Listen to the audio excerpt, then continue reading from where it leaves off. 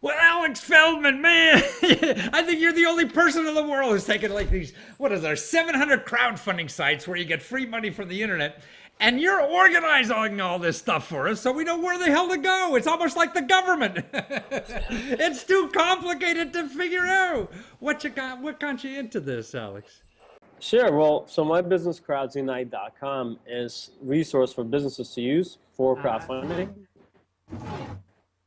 Uh, People refer to it as like a Yelp for crowdfunding, where businesses can filter, sort, compare, figure out how much platforms charge to find the best ones out there. And right now, we also the largest review site in the world for crowdfunding platforms. Ah, So yeah, I mean, I realized last year there's 1,000 crowdfunding platforms out there. It was 700 last year. Now it's probably close to 1,000. no kidding. 700 all the way up to 1,000 in 1 year. It's crazy out there, and just finding the right platform, it's just frustrating, confusing. So that's where I built my website, and I'm helping people all the time. No, so in other words, if I use a site, a crowdfunding site, I could go to your site and put in a review like, hey, this site was good, this site was bad, they were very good, with customer service, or they weren't. Just like if I went to the Gap or something, huh? Exactly, and no one else is out there, so you have no Yeah, idea how people feel about other Indiegogo or Kickstarter or yeah. Rocket Hub sites. So after you finish the campaign, you can come to my site and you leave a review saying what was your experience, and this will help other people deciding which platform is best. But I didn't even know until I came to your site the broad definitions of kinds of websites. Like there's 4 or 5 basic categories. What are they now that you categorize them in? Sure. Well, I categorize them as into right now 4 categories. There's donation, Uh-huh. which is basically a lot of nonprofits use it. Basically, you get money, but you can give nothing in return. I There's see. reward-based sites, which is what you hear a lot of in the news, like Kickstarter, Hmm. where you give like a pre-sale of an item, or musicians of games, use a lot as well. Then there's debt-based sites, which is Debt? I mean like going into personal debt or whatever? yeah, like people can use it for business, or people can use it Ah. from themselves, and it's a Hmm. huge industry right now. Hmm. Yeah, it seems to be ballooning too. It is the biggest one out of all the Hmm. ones is debt-based sites, and pretty much anybody can raise sites on individual loans on like Lending Club or Prosper, or businesses can raise loans, and sometimes it's cheaper and faster to go to a website Ah. than going to a bank. And also, as a person who wants to invest or give money to somebody else at a nice interest rate, you could do that, right? Yeah, I mean, yeah, definitely. Like I have some money in the bank. It gets less than 1% interest, right? yeah. I put some money in Prosper last year. I made about 8% 8%? Really? compared to less than one in the bank. So Wow. pretty much, I mean, yeah, and it's pretty safe. This size Prosper and Lending Club has been around for like 4 or 5 years. Wow. They've been around for a while. This year they're going to be doing about $2 billion of origination of loans. $2 billion. Wow. When Wall Street hears about this, man, they're going to be in trouble. Just those, yeah, they like growing insane rate. So it's definitely a very interesting space. Yeah. And the last category is, of course, equity, which is well, small startups you hear like in Ah. Silicon Valley use, where they give percentage of the company to Ah. investors. So I could become a fat cat investor, huh? You got, yeah. But actually, my understanding that those rules are going to change, and really the average person could be a fat cat investor soon as the rules change, right? For that equity stuff, yeah. So now, sorry, go ahead. No, I mean the rules changing. I just wanted to just touch on that in case Yeah. people are not familiar with that. The jobs that came out last year, which will allow normal people, non-accredited investors, to actually invest in private companies for the first time since 1930s.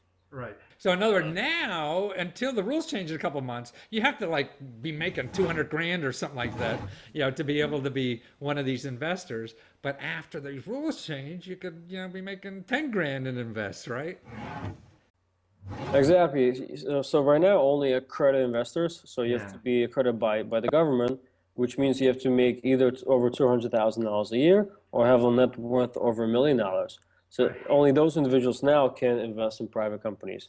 After the rules change, anybody will be able to invest. Wow. So the floodgates are going to open, man. So you're going to be very popular going on your site because now, even like if you want to invest when this thing, you can come to your site and help decide what's a better, equity funding site to be involved in, right? Right, yeah. So I do have a couple of equity sites. They're still very new and Yeah. very recent. Most of them just came out last year, and there's really not much activity of them so Right. far. But I have a couple of them, and hopefully, as more projects go on those sites, I'll get more reviews about them as well. But still, I mean, to me, there's no one place. I mean, if you Google crowdfunding, you're going to get 15 million websites and won't know what the hell to do, and you're going to get just advertisements from those websites who pay ads to be on that front page. And Yeah, I mean, that's exactly why I create Crowds Tonight, because there's no one source for Yeah. all this data, right? And and then you Google crowdfunding, you get very confusing information.